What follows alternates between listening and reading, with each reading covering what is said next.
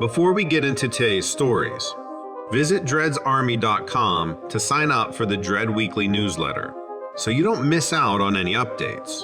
Also, check out all of the channels in the Dread Network on dreadsarmy.com or in the description below. Thanks for listening. Now let's get to the stories.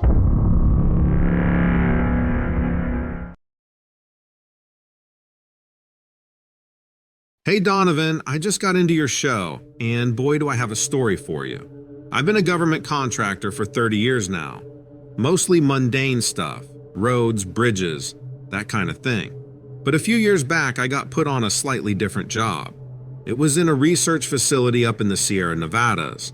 Big place, armed guards, the whole 9 yards. I never figured out exactly what they did there. All high-level stuff, classified, you know the drill. I wasn't there to ask questions anyway. I was there to replace some old pipes in the lower levels. All I had to do was my job and keep my nose clean. Let me tell you, I'm no stranger to working in creepy places. But this was something else.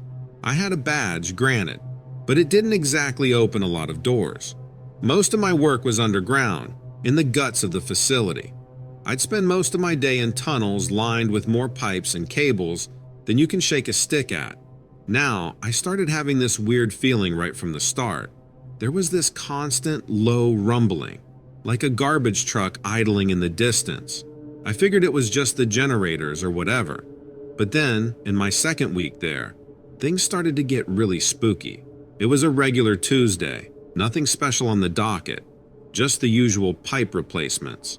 Down in the maze, you're surrounded by a ton of background noise, right? Vibrating pipes, chunky old HVAC units, dripping condensation. You kind of get used to it after a while. On this day, however, something was off. Deep in the heart of the labyrinth, I could hear an eerie, watery echo, a thump. It was strangely methodical, like a gutter filling and emptying in a storm. It was unsettling. It made all my instincts scream danger into my ear. Yet, I convinced myself it was just another wonky pipe, making all that noise and the smell. Ah well, the stench was dreadful too, like spoiled meat left in a plastic bag, mixed with what smelled like wet dog and a burning rubber sort of smell. I sure did have my reservations, but you don't usually get to talk back in my line of work. So I did what I always do. I pushed on. I followed the source of the sound, shouldering past bundles of cable, climbing over thick slices of reinforced concrete. This facility was like a rabbit warren, twisting and turning in all directions. And then, suddenly, it ended. There was this sealed, unmarked door. And being a naturally curious guy, and also the one who wasn't exactly keen on ignoring this mysterious clanging sound, I needed to check what's behind it. I pulled out my master key card. Now, remember Donovan, I'm just a plumber. But I've been working with these government guys long enough to know that most of the time, access is all about status, and there are few things in this world that can't be overridden by a little hard work and some networking. Ah, screw it. I nervously swiped the card. The green light flickered. The door beeped and opened. And, well, it's like walking into a nightmare, you know. I was suddenly standing on the threshold of a monstrous pit, all steel and concrete, and right in the center was a cage. Not really a cage, more like a containment cell. I'll admit it, Donovan, I was scared. It was the kind of tight, gnawing fear that folds you up small and just leaves you there. I had worked in this facility for weeks, thinking of it as just another job. Now it felt like a horror story. That's when I saw it. I'm a big guy, Donovan, easily scrimmaging around 200 pounds. But the creature I saw in that cell would have towered over me even if it was crouched. It was huge, maybe 7, 8 feet. It was difficult to tell, particularly when you're scared. The thing was, it was standing upright, not like a bear, but more human-like, all hunched and bulky with it. It was dark in there. The lighting inside the cell was barely functional, flicking on and off. Yet, I managed a glimpse of it. Its body looked like a perfect mix of hyena and man, long snout, demonic-looking face, and earthy, musky dark brown fur covering it. The strength it exuded was obvious. A big chest, wide shoulders, just impeccably terrifying. And the sound it made, like a guttural growl, but low, very, very low. Panicked, I punched a button, and the door came slipping shut.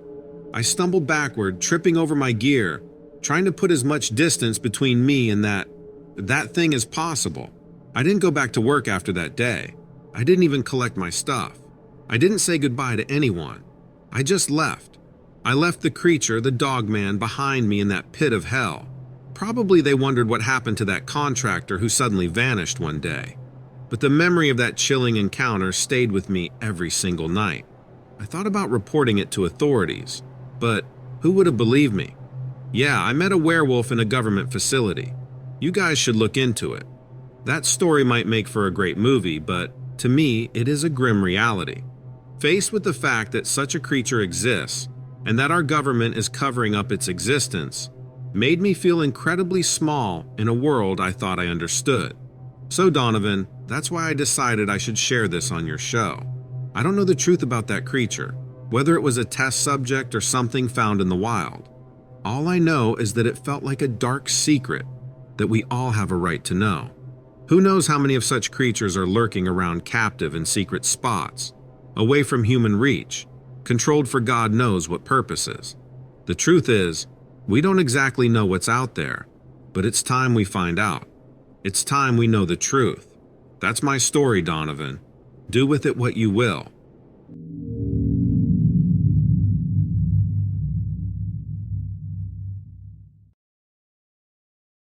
So, I have a strange story. It's about something I encountered in the woods outside of Chattanooga, Tennessee, that I never felt right keeping to myself.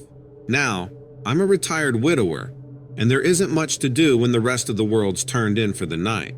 It gives me time to spend with Daisy, my bloodhound. After decades spent wrestling with the daily grind, these days I'm much more interested in the call of the wild, the quiet of nature. So, Daisy and I took to spending our days in the woods, training in survival skills. You know, building a shelter, starting a fire without a lighter, those sorts of things. Hours turned into days, days into weeks, and weeks into months in those woods. Daisy and I were working on setting up camp. She'd fetch me sticks for the fire, tail wagging all the while, and I'd made a makeshift shelter and a circle of rocks for the fire. I was just about to start working on gathering kindling when a low growl rumbled through the calm late afternoon. I straightened up, glancing down at Daisy. She stood frozen, ears pricked up, her tail hanging straight. I'd never seen her act like this, not in all our time out there. I figured it was probably a deer or something. You know, the woods are full of animals all minding their own business. But Daisy didn't relax. Her growl grew deeper, her eyes fixed on something in the tree line that I couldn't see. I squinted into the deepening darkness, feeling the first prickle of unease. Beads of sweat started trickling down my back, hot and sticky. But it wasn't the humidity. There was something about the low rumble in Daisy's throat, a rare hostility in her eyes, that made me uncomfortable. Then I heard the movement of leaves in the distance, a twig snapping, the thunderous rush of something big moving quickly, too quickly, through the underbrush. I remember a smell. It was a whiff of something foul. It hit me like a strong gust of wind, a nauseating combination of fetid swamp and sulfur. I didn't know what was there, and let me tell you, I couldn't have guessed if I tried. All I could do was trust that Daisy sensed danger, and Lord knows she hasn't ever been wrong about this sort of thing before. All my senses were alert, but nothing could prepare me for the looming figure that stepped out of the shadows. Enhancing the mystery of it all, what I saw in that moment was hard to understand, let alone describe. It was tall and stood, I'd swear to anyone, at least 6 feet. It blocked out the remaining daylight, ink black against the setting sun. Its body was muscled, almost skeletal, and there was, God, how can I put it, a bizarre scariness to it as it rustled and shifted. It was like a dragon maybe, or a bat. Its glow-in-the-dark eyes were fixed on me, burning with intensity like the hot embers of a raging fire. It was at that moment I realized that Daisy and I weren't alone. I could hear the thing breathing, taking deep, raspy breaths that seemed to echo eerily through the clearing. I can't tell you what it looked like, not properly. It was the most peculiar creature, like nothing I'd seen on Animal Planet, or in any of the zoos. Daisy's growl was the only thing that felt reassured. And just when a part of me wanted to bolt, something else held me rooted to the spot. A strange sense of fascination, or was it fear? It's hard to say. I got to my feet clutching onto Daisy. That's when the beast roared. I say roared because it wasn't like any animal noise I'd ever heard. It was a blood-curdling, raspy hack. It was like something ripped straight out of the pits of hell. Still, consider me foolhardy, but I held my ground. Daisy was shaking like a leaf, but she was meticulously trained and didn't run. I wanted to get a better look, even though every instinct was screaming at me to run. As my eyes adjusted to the dim light, I discerned a sort of exterior skeleton. Its body was a horrid blend of animal and goblin-like features, with a tint of something eerily human. Its face seemed twisted into a semi-permanent sneer of ridicule, or maybe just sadistic pleasure. The eyes were not the soft, luminescent dots they first appeared to be. They were glowingly malevolent, like twin fiery orbs. Its body, long and skeletal, glistened with a dark, almost scaled skin. I saw something that seemed a cross between bat-like wings and a lizard's body.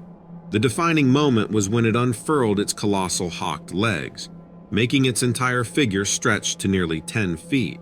And there, protruding from its skull, were two grotesque horns. Our gaze met. Then, faster than my mind could comprehend, the creature lurched towards us. I reacted instinctively, pulling Daisy and running towards where I thought our camp was. Behind me, I could hear the frenzied beast giving chase. The way Daisy was growling at it, I knew the danger was as real as it gets. We reached the makeshift camp, got in our rusted pickup, and raced out of there. The creature had halted at the edge of the forest line, its unwavering eyes glowing ominously in the light from the tail lamp of the vehicle. As I drove away, I watched it watch me through the rear view mirror until it was just a blip against the landscape. I spent many nights after that, staring out into the dark, gnawing on my nails and wondering if what I'd seen was real. The thought kept me awake more often than not. Daisy was upset for a while, but soon got back to her playful self. But even she couldn't erase the disquiet that had settled in me. Weeks later, I met an old hunter at the local watering hole who used to explore those very woods. When I related my story, there was neither disbelief nor mockery in his eyes. Instead, he whispered something that made goosebumps break out onto my flesh: Jersey Devil. According to him, this creature has been seen by only a handful of the residents over the years. But who knows? What I do know is that from that day on, I had my tales to tell. Would I ever go back? Probably not. But the forests with their enticing wilderness still hold an eternal allure to a man like me. For however terrifying the encounter was, it reminded me of the mystery that's the world we live in. I really think that others need to hear this tale.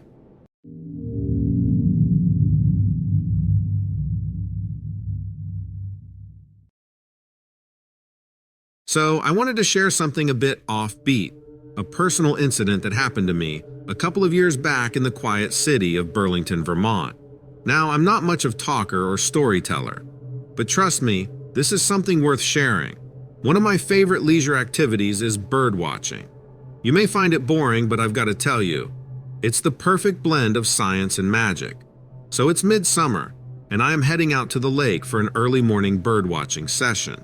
The morning's crisp weather was refreshing, and I felt the jitters of excitement and anticipation that come along every time I head out with my binoculars in hand.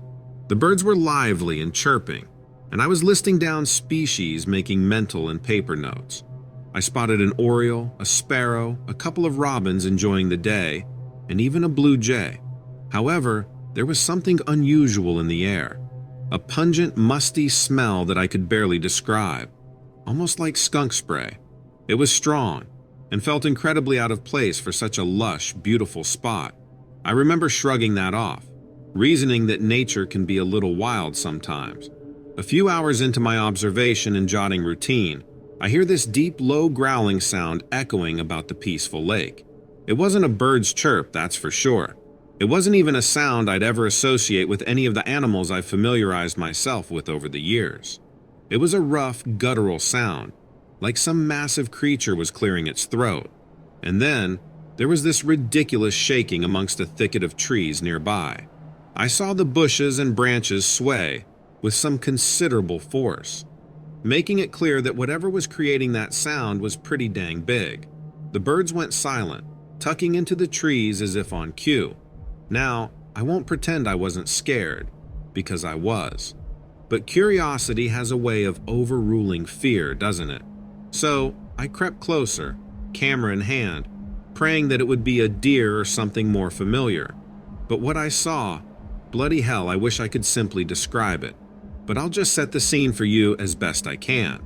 I was looking at a thing with a broad, hunched-over back, no discernible neck, and large shoulders that gave it a linebacker's profile. Even hunched, it had to be well over 6 feet. Tangled shreds of brown and reddish hair stuck out in patches, akin to a bear with a bad hair day. All I was thinking at that moment was the simple truth of, boy, I don't think I've seen anything like this before. As I slowly approached this creature, my heart pounded in my chest. I could feel fear ripple through me, but still I pressed on. I might have made a murmur of a sound because it turned to face me. Suddenly, I was staring into the beady black eyes of a creature from another world. I say creature because, quite frankly, I have no good name for what I saw. This wasn't just an outlandishly large bear. I mean, sure, it was like a bear in many ways, but with a strong brow ridge leading up to a cone-shaped head. You could liken it to a Neanderthal of sorts, but much, much scarier. Its face had whiskers bridging the gap between its strong, pronounced lips and bridged nose. It was built like a professional football player, buff, heavily muscled, and incredibly large. And for one terrifying moment, it almost seemed like this thing was appraising me just as I was appraising it. The creature gave another one of those deep, rumbling sounds, making my skin prickle. I didn't wait to see what would happen next. I bolted away, sprinting much faster than I ever have in my life. I made it back to my car, heart pounding a samba in my chest and my hands shaking. I didn't look back. I just got inside the car, turned the ignition on, and drove away as fast as I could. Let me tell you something. It took me a whole lot of courage to walk back into those woods again after that. And bird watching hasn't been the same since. Each rustling leaf, each unknown animal call always takes me back to that encounter. It was a harrowing experience, to say the least. Later, when I shared my experience with a buddy, initially he just told me I'd probably just run afoul of a sickly bear. I think he was being nice and trying to make me feel better. But when I gave him the details, he started listening more seriously. He said he'd heard of a similar incident from another person from Burlington who was an avid hiker, but he didn't believe it at the time. So now I count the creature among the remarkable sights I've seen on my walks. I only wish I'd had the presence of mind to take a photo. But then again, even without one, I don't think I will ever forget what I saw that day in the woods of Burlington. So that's my story. Do with it what you will.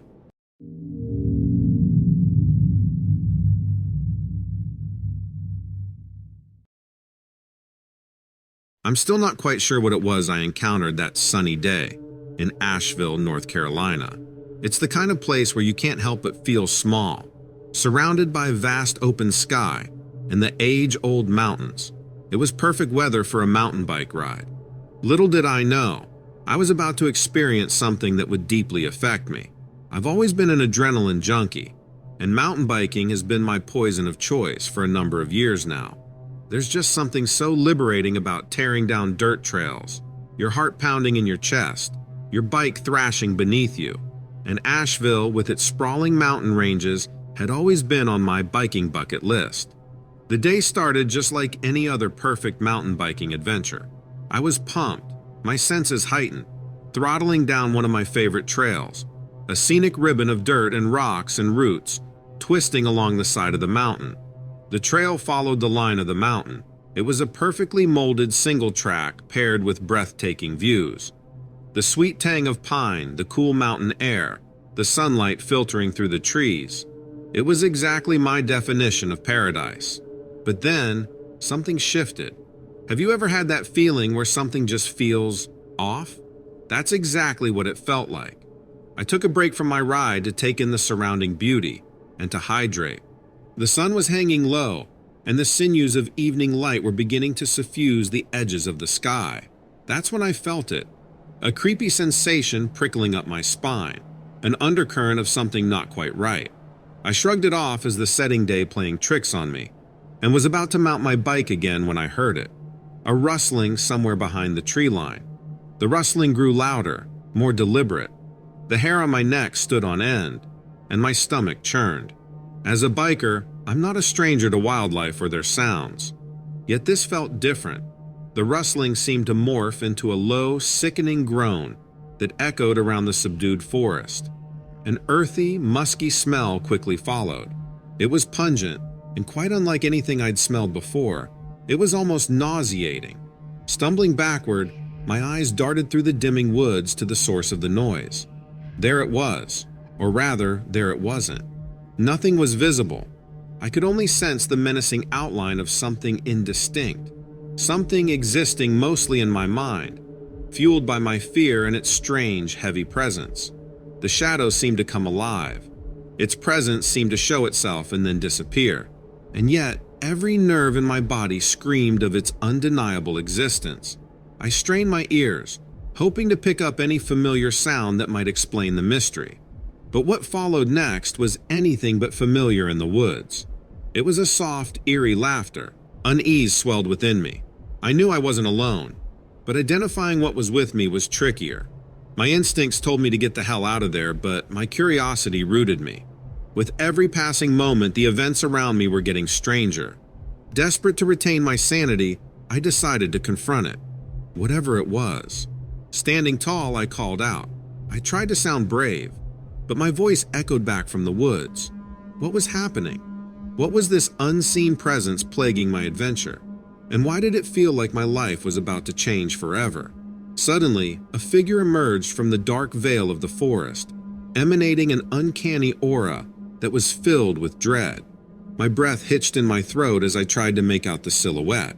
It was tall yet unnaturally slender. Its body seemed fluid-like, shifting and twitching unnervingly. It had a peculiar gait that was both intriguing and terrifying. I felt like a deer caught in headlights as I squinted to get a better look, trying to make sense of what I was seeing. A sudden flash of golden lights pierced the thickening dusk. Its eyes, glowing in a vivid shade of gold, bore into mine. Hanging in midair, they looked surreal, revealing nothing about the creature. It was then that I heard it, a sound so out of the blue that my mind struggled to make sense of it. An uncanny mimicry of my own voice repeating the words I had just shouted. My blood ran cold at the sound. It felt like the forest was whispering back to me in my own voice. Without thought, my body finally submitted to the rush of adrenaline. I yanked my bike off the ground, jumped back on, and pedaled away as hard as I could with the strange creature's gaze boring into my back. Not daring to glance back, I focused on the trail ahead, leaning into the bike and relying on my muscle memory to navigate the familiar terrain. By the time I broke out of the tree line and onto open ground, it was starting to get dark. I didn't stop until I could no longer hear the blood pounding in my ears, until a comfortable distance separated me from the strange presence I had left behind. As I look back at that encounter now, my memories are filled with unease and unanswered questions. Was it real? Was it a guardian of the mountains, or an entity with more sinister motives? Obviously, I had emerged from the encounter unharmed, but I couldn't shake off the lingering sensation. Days turned into weeks, and weeks into months. Yet the memory of that encounter kept me awake on most nights. Each time I rode my bike through the mountains, I could feel its unseen gaze upon me. I couldn't ignore the soft rustling of leaves, the unnatural sounds that echoed amongst the quiet mountains. For in the end, we are all just wanderers, getting lost in our adventures to find who we truly are. And hopefully we can all see what the world actually is.